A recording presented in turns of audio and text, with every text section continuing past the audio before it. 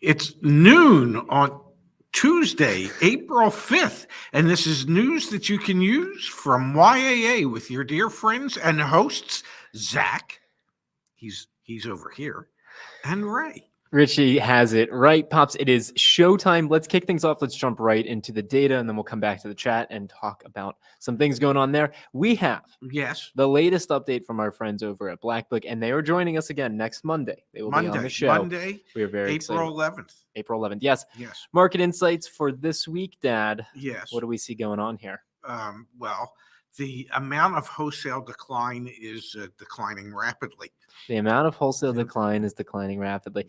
The numbers, except in the case of 8 to 16-year-old cars. No, all right, no, you did not say that right. You said the amount of decline is declining rapidly, except in the case. No, because the amount of decline that we're seeing in declines of wholesale used car prices is decreasing. Okay, wholesale used car prices are starting to go back up. That's what we're starting to see. The amount of decline week over week went down once again from 0.28% to 0.15%. Now, what you were saying is wholesale used car price changes for 8 to 16-year-old vehicles actually are above the magic red line. They appreciated week over week. Yeah. You didn't say that. I also don't know if I said that. Yeah, but that's the case. So we're seeing appreciation of in the older pieces of poo that will be there. It is right behind us. Have I got a deal for you? So this one owner beauty was only driven on Sundays. So let's talk about this a little bit. This is a new phenomenon. We're in a situation where we're seeing older vehicles. Why? What's the why here? The why is Cuba. No, come on. What's the why here? The why is because they're cheaper. They're the only affordable vehicles out there for a lot of people. And unfortunately, they're affordable initially, but not to keep. Because once you get them is when you're going to discover all the things that are wrong with 8 to 16-year-old cars. And for the life of me, I can't imagine any bank stepping up and saying, this 12-year-old Nissan with 150,000 miles on, see no reason why we wouldn't want to offer a 6-month or a 6-year note on this. It's really interesting because we had, was it Honda and Acura came out and said that their certified pre-owned program is now going to go all the way back to 10-year-old vehicles? Yes. Yes. Who cares how many inspections are done on it? It's still challenging to know. Like, we just had the video drop on the YA channel with AMD, the car care nut. He said it himself. It's like, we can do a repair, but we're not going to go drive it for 2-3 weeks and figure out all the other issues. Yes. You can have a CPO'd 10-year-old Honda Civic, but do you really want to buy that? Well, apparently somebody does. I think which is why they're doing it. It speaks volumes to the amount of pressure that we have on people who can't afford to buy expensive vehicles or just want to check the box of getting mobility. Forget can't afford to buy expensive vehicles. They can't find affordable vehicles. The disparity between those who can and those who can't has never been wider when it comes to vehicles. If you have to look at a 12 to 16-year-old car to find something that's affordable, well, there's something wrong there, okay? And that is that we're not catering or producing vehicles that are affordable for a majority of people. And that's a real issue.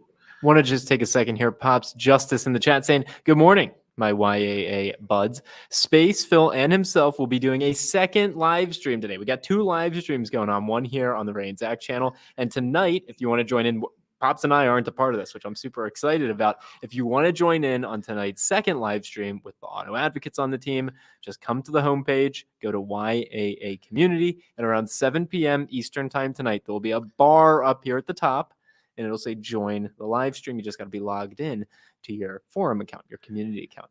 Wow. What channel is that appearing on? It's just here in the community. You have to log into the community right here. Technology. You should tune in at 7 p.m. tonight. Do I have an account? Yes, you post all the time in the community. What are you talking about? Okay. The other thing that we're seeing with the Black Book data, Dad, that I think is worth bringing up here is what we started to begin to see last week, which is compact cars. Yes. The values of compact cars on the wholesale used market and quite frankly on the retail used market are going back up. And this is a function of I need something cheap and I need something that gets good gas mileage. Yes.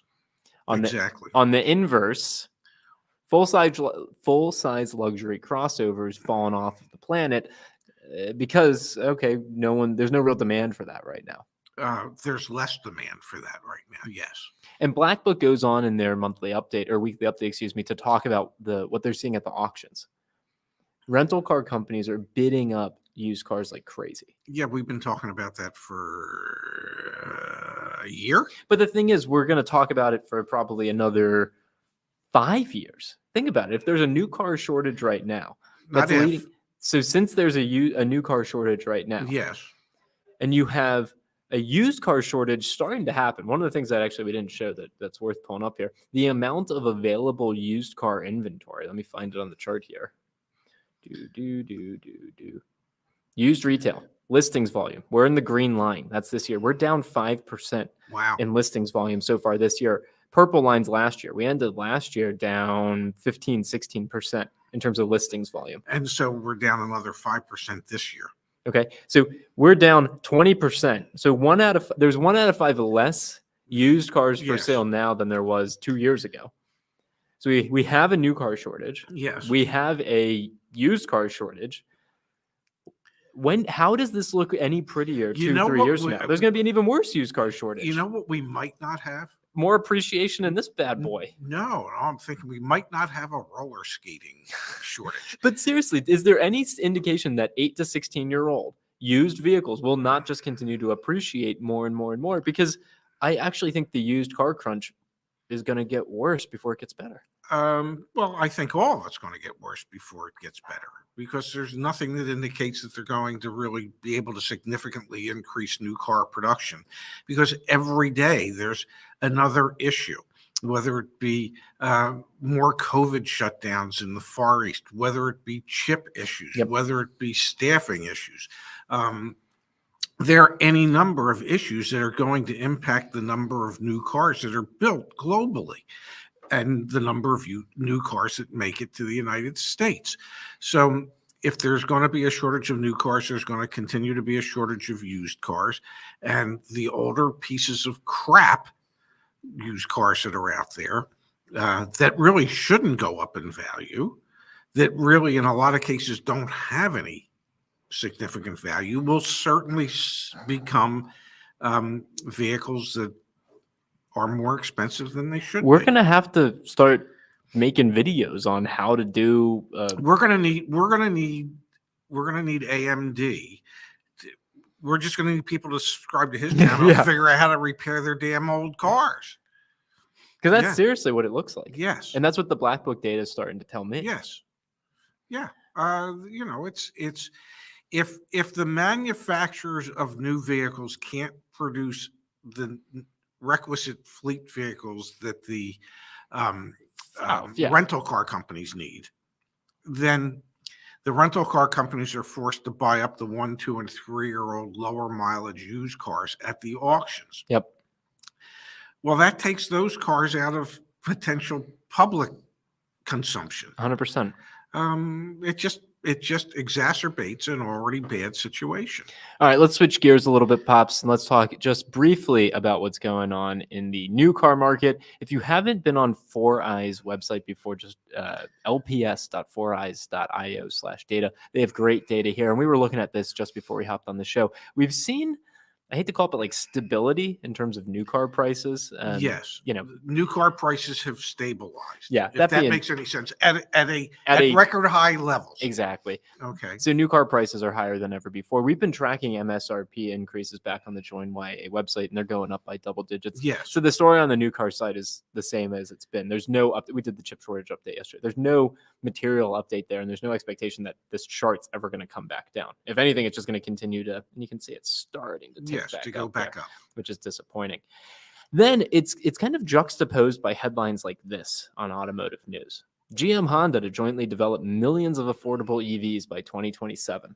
What the hell am I supposed to do between now and 2027? It's just like, what the hell are we supposed to do? Period. Like, why? I am not anti-EV. I am super excited. We have the YAA Electric channel starting, and Justin and I are going to be doing that show, and I'm really excited about it. Mhm.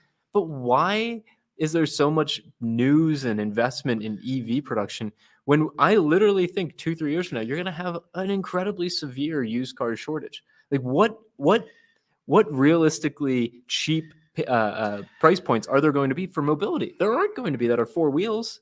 Yeah, Well, get a motorcycle, get a moped. Like, there should be more. I think we're kicking the can a little bit about how severe this could potentially be in 2025. well, just because manufacturers want to convert over to all electric vehicle production at Yeah. a certain point doesn't mean ICE cars are going away. Yeah. Okay. Because But it's a distraction. but here's my thinking. Just because they're going to start making more EVs doesn't mean that there's necessarily going to be more EVs that are available as pre-owned cars for people. Because in most cases, if there's going to be a trade on an EV, more than likely it's going to be an ICE vehicle. Oh, definitely. Yeah. Okay. Well, those vehicles then have to be resold. Yeah. So those vehicles will make it back into the marketplace as used cars. So even though more new EVs will be sold in the future, the used car market will grow Because there's all in the ICE vehicles. Yeah. Because those will be for pre-owned cars. That'll be it. That's pretty much interesting. for what people will be able to buy. So as much as we'd like to say, gee, we got to get rid of fossil fuels. I'm not saying it, but there's people out there that say that we got to cut our fossil fuel dependence. How are you doing that? Even if you have all these EVs, the used cars that are going to be available for people to buy that might even be affordable for people to buy are all going to be gas. Fossil fuels are going nowhere fast. I really like this comment from Jordan. Billionaires will drive ICE cars. Millionaires will drive EVs. I'll ride a bike. And the rest of us will bike. Yeah, I Yeah. like that. Yeah. We've got a comment here from Justice. It is, my old dealer has a $20,000 additional dealer markup on everything, even a Corolla. Just insane. That is insane. That's gross. Yeah, that's it's not sustainable. If humor me, gang, I talked about doing this. Whoops, we're not doing a call-in show right now. Yeah. If you do this, if you go to joinya.com/good, Yeah. it'll take you to all of this is filtered to just show you good dealers. Wow. And by good, it's someone who said they would recommend this dealer to a friend. Yes. So, for example, you can see here, these are used car dealers or used cars that were bought where they actually allowed them to, get a pre-purchase inspection. And then you can come in here and you can see what someone actually said. There's only one in the area that did not charge a reconditioning fee for their vehicles. Great. Yeah. So anyway, go to /good, or if you do the opposite, bad, it'll take you to the bad ones. And the reason I bring this up is because, as Justice is saying, $20,000 markup. That's why we're seeing compact car wholesale prices and the used car market go back up. Let's support the good ones, which there's way more good reviews than bad reviews. Way more. And truth be told, Huh. there's probably way more good dealers than there are bad ones. Yeah. It's just we hear about the bad ones because the bad ones are, well, when they're bad, they're really bad. They practice business techniques that I don't know the best way to describe them, but maybe barbaric. And we actually have, and we'll talk about a little bit later on the show, we have another story from Pennsylvania of a dealership that got their dealer license revoked. Intelligent car buying. I'm arranging the sale of a 2019 leased Highlander for $37,700 that we leased 3 years ago with a cap cost of $37,332. The residual is $26,900. It sounds to me like You're in the money. Yeah, the person that leased it is coming out okay on this deal. Wow. Jeff here with a question. Whatever happened to laws against gouging? Isn't that what markup is nowadays? It's interesting because we are seeing it's still the manufacturer suggested retail price, but then we do have the Napleton thing going on. Napleton just got FTC fined $10 million. We have the two dealerships in Arizona, the Nissan dealerships, who advertised low prices and sold them for more. They got in trouble. So we are starting to see a little bit of a push against some of the price gouging. We have the story that'll be airing in Florida either today or tomorrow about the lease buyout fees. Mhm. So there's more agita. Is that the word to use? Yeah, that's a good one. Agita. Frustration. Agita, yeah. But there is, and I think Yeah. it's potentially starting to move things in the right direction just a little bit. Maybe we'll get another memo soon. I could go for a memo. Yeah, memos are great. It's been a minute since we got a memo. Obviously, if Toyota were to send out a memo, and I believe Justin's old dealership was a Toyota dealership. Justice, because if they're adding $19,999 to a Corolla, I am sure that memo would just scare the heck out of them. Yeah, I don't know if the memos are going to do that much. Now, one thing, Dad, that did made some news a few weeks ago. This was really, you got to be kidding me, and also something. This was maybe a month or so ago.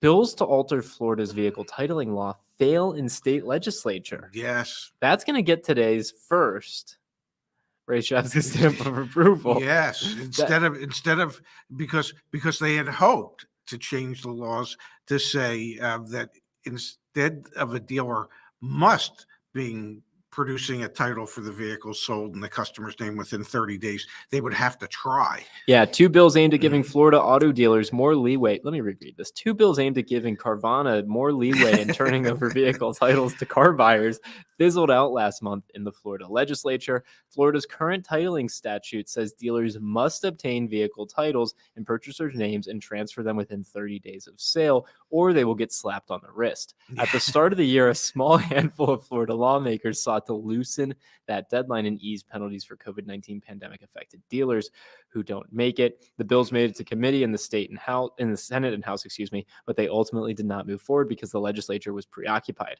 according to state representative who joined the House as the co-sponsor of the legislation. This was super interesting when it came out because it seemed apparent that it was written on behalf of Carvana. Yes. They have for months, for probably a year plus now, been dealing with issues getting titles to their customers' hands. Yes. It's good to see. Again, this is like, I'm trying to make this happy week at YAA. Last week, we had the FTC Napleton stuff. Yeah. We got the Pennsylvania State's Attorney General going after dealers. The Arizona State's Attorney General going after dealers. We got the Florida law getting pushed back. It's I think good news in the sense of trying to build some consumer protections, like a little bit. Let me help. And we're going to need more of them because this market's going to get worse. Let me help. All those consumer protection laws are already there. They're That's already on the books. That's true. All they have to do is, be enforced. Yeah. You can write whatever you want to write. If we're going to bother to enforce it, then it doesn't really matter. Yeah. Okay? They're there. They choose to ignore them. And when I say they, the state boards or regulators choose to ignore them. The consumer finance protection agencies choose to ignore them. Okay? When states attorney generals get involved or the FTC gets involved, even though $10 million sounds like a big fine for Napleton, that's a business that probably produces in excess of $1 billion in revenue, during the course of a year. So $10 million is nothing. Yeah. And if you won't take away their ability to remain in business by, revoking their sales licenses to do business in those states, then you really haven't done anything. Okay, you got a big headline. Oh, we fined Napleton $10 million. They admitted no wrongdoing, but we're collecting $10 million and they can continue doing exactly what they do. Yeah, no, I hear you. Trust me, I hear you loud and clear. So the laws and the regulations are there. And if we choose not to enforce them, which is what happens most of the time, 99% of the time, it doesn't really matter. Yeah, no, I hear you. We will turn our attention. All we can do is scream and shout about it, and God knows nobody rants better than I do. I'm trying to get here. I'm gonna turn our attention to this story out of the state of Pennsylvania. Yes. It was tweeted at me. Josh Shapiro is the state's attorney general in Pennsylvania. He's also running and gubernatorial candidate. Yep, and he's very proud of himself. If you screw over Pennsylvanians to make a quick buck, we're going to shut you down. I like that. And I replied to him, and I said, what did I reply to him? Let's see. I don't know. Let's see. We're about to see. How do I view my profile? What the heck do I know? Tweets and replies. Yeah. Yeah. I said, hey, Josh, my dad and I have a YouTube channel with 150,000 subscribers where we help educate consumers to look out for shady tactics like this. Any chance you'd want to come on for an interview? We'd love to have you. I haven't heard back. Yeah. But Well, he's busy. he's busy. I looked up. I Yeah. pulled it up here. So Yeah. here's like the the state's consumer protection laws Yes. in Pennsylvania. Advertising and representations. The business name and address of the car dealer must be there. It says also dealers must disclose certain defects or conditions. Advertisements must include the year, make, and model of the car, Uh-huh. the conditions of sale, including the offer's expiration date and any limitations on the number of vehicles available. If the price is indicated, it must include all charges usual or necessary prior to delivery, such as freight, handling, and dealer preparation charges. Tax registration and licensing costs need not be included. Yes. Any known defects existing to the frame, block, transmission, or differential, flood damage, or inability to pass state inspection. And then they also have to be able to have access to a copy of the contract. Yes. We had this news story come Yes. out that Mr. Shapiro is very proud of. Pittsburgh area auto dealership banned from selling vehicles. Now, the tricky thing about this one, not so tricky, they were selling vehicles where they misrepresented the condition, the Yes. physical condition of Yes. them. And so they took their dealer license away. But to me, like, is that worse than misrepresenting what the price is or tacking on fees? Yes, in the sense that, someone can maybe go crash that car because they didn't realize that the brakes didn't work, whatever the case would be. Mhm. But we should be doing the same exact thing for the Napletons of the world and for all of the other dealerships that are currently on our naughty list. Yes. They should be getting their dealer license revoked or at least suspended. So it's like a check on the board for the good column in the sense that, hey, this is happening. But we need to be doing it on the other issues as well. The ones that are really just affecting our pocketbooks, not so much our safety. It needs to be done across the board. The enforcement shouldn't be so selective. Yeah. And really all these agencies shouldn't turn such a blind eye. I mean, all they have to do is go to any dealer's website and you'll see it in the way the cars are priced. I mean, it's not that hard. And then if I realize there's probably not as many employees working at the state level as you'd like. Yeah. But look at the advertisement on the dealer's website. Then go send somebody there to go try and buy the car and go find out what the real price is. And then guess what you have? You have a picture of the price that was on the internet, and then you have the paperwork showing what they're actually trying to sell the car for. I think that's called evidence, okay? And then you do something about it. I'm sorry. We've got here from Igor talking about Carvana. They will be reopened within 30 days based on the fact that they will. Oh, no, this is for the dealership in Pennsylvania. They will be reopened within 30 days based on the fact that they will obtain new license under another name. Yeah. Probably so. Yeah. Steve Lato's done a story on that. Yeah, it's sad to hear. LD Diamond in the chat pop says, Ray and Zach, I got a quote on my trade-in in December when I ordered an F-150. This week I had it requoted through the same dealer. Their offer went up 8% since December. LD, that is so unusual. That just indicates the unusual times in which we live. Because typically, from the time you place an order to the time the vehicle comes in, the value of your trade-in is going down, not up. We talked about this a little bit in a video that we just filmed. And yeah, LZ, congrats. Take advantage of that. Yes, absolutely. Which was essentially, I put you on the spot. I was like, buy new or buy used right now. And you emphatically said, buy new. Yeah. Now, like, that's still, I think, the best option. Especially if you do have a car to sell, you can still kind of, in a weird way, net out neutral here. Yes. If you have a car to sell, you're fine. Just don't get taken for. Don't accept whatever the first offer is that gets passed along to you at the dealership. Yeah, because they need a car. They need the trade-ins. Make them pay. Yeah, exactly. That's 100% what to do. We've got here Jeff saying, don't apologize for speaking the truth. I agree. Don't apologize, Pops. Okay. So many of you are afraid of the truth. I think the thing that I'm frustrated with is I don't know how we can, like, I agree with you. You're 100% right. Justice says we need a Ray Rants channel with an 18 plus rating, so it's uncensored. It's called Friday Night Dinners. We don't do those anymore. But I think my that's because we've gotten thrown out of one or two restaurants from my rants. They get a little loud, ladies and gentlemen. My point being, how do we? I keep talking about this on the show, and I'll continue to. How do we move the ball down the field? Like I don't want to just like, here's a football analogy for you. I feel like when we do these streams and we talk about this, Yes. we're like handing it off to the running back. There's a cloud of smoke in front of me from the dust getting kicked up, and I Yeah. realize we went forward a yard. I want to be Tom Brady, and I want you to be Antonio Brown, and I want to throw a touchdown. You want to watch me take my shoulder pads and shirt off and then dance off the field? I want to. People don't want to see that. I want to win. Not my body. Dad, if people are taking advantage of other people, I want those people to hate us because we got them help. We got them like, what's the word I'm looking for? In trouble? No, I don't want to say in trouble, but like we helped- expose them for what they are? Yes. Okay. I'm fine with that, just as long as they don't sue me directly.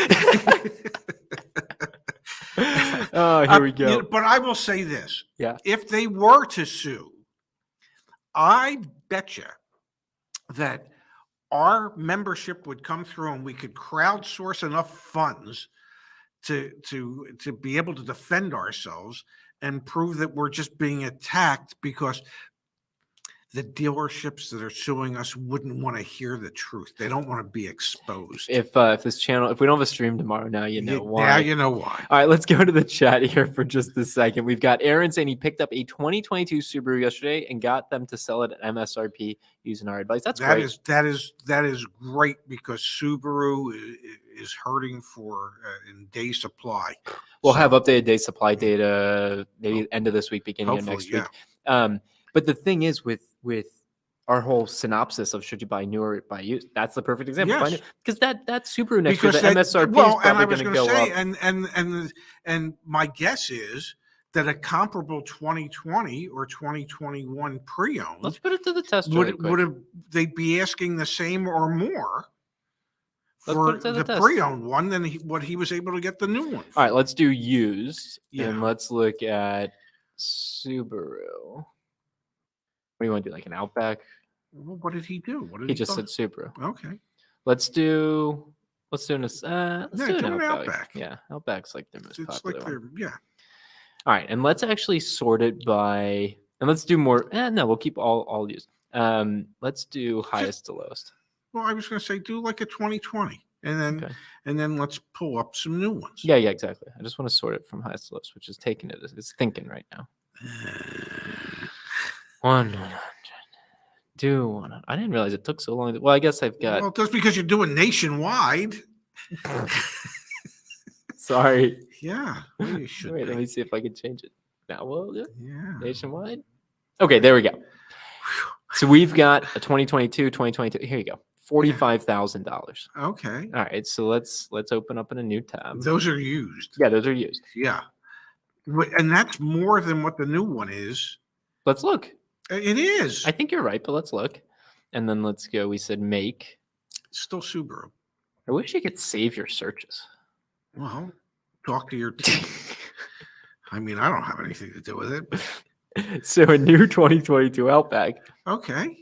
There. 30. Well, let me sort it again by highest. Yeah, the highest priced new one is 42. So if you can actually get out the door at MSRP on one of these. Well, no. I mean, if you can buy it for MSRP. No. I mean, yeah, you're out the door price. Yeah, because the pre-owned ones were selling for more.